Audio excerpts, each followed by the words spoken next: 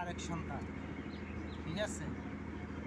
যে বয়সে ছেলে হাতে রাখতো কি কলম, সে হাতে আমি তুলে দিছি ডালি ডালি। কি করব আমি এখন পারতাছি না।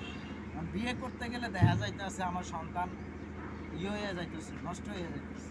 আমি পারতাছি না। কী করবো আমি? আমি দিশেহারা হয়ে গেছি। এখন এই দুটো সন্তান নিয়ে আমি বাইসে আছি। কী করবো? আমার তো ওই তৌফিক দেয় নাই যে বিশাল ইয়াতে নিয়ে আমি পোলাপান মানুষ করি। আর আল্লাহ ওই এমনই এক মন দিছে, অন্য নারীর দিকে মন পালানোর মতো কোনো ইয়া নাই আমার। যতই মন ফালাইতে যাই ওই ভাবনায় চলে আসে সন্তান। আমি কি করব? এতে কার দোষ বলো? আমার দোষ?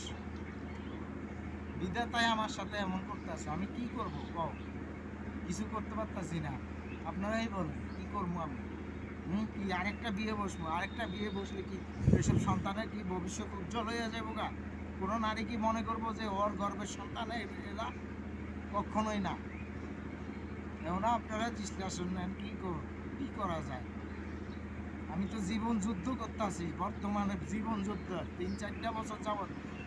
আর খানকির বাচ্চা তুই যদি বিয়া সাইরা যাওয়ারে ইয়া নিয়েছিল, তখন বাচ্চাগুলো জন্ম দিয়ে কি লেগে এক জীবন নষ্ট করলি? এটাই তো আমার প্রশ্ন।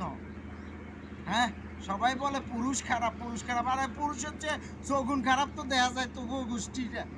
হ্যাঁ, আমি 100-র ভিতরে 80% তো দেখতেছি তোগো মতো।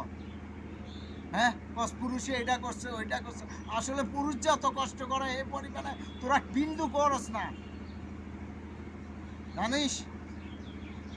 ডাকতেছি তগরে আর কি কমু? এখন ফকিন্নির হিসাবে তগর দিকে দেখলে মনে হয় ফকিন্নি। আমরাই বাচ্চা, যা কাজকর্ম করে খাইতেছি। ঠিক আছে, ভবিষ্যৎ পোলাপানের নষ্ট, লেখাপড়া করাইতে পারতাছি না, ঠিক আছে, কিন্তু হাত কর্ম দিতেছি, এটাই আমার শেষ।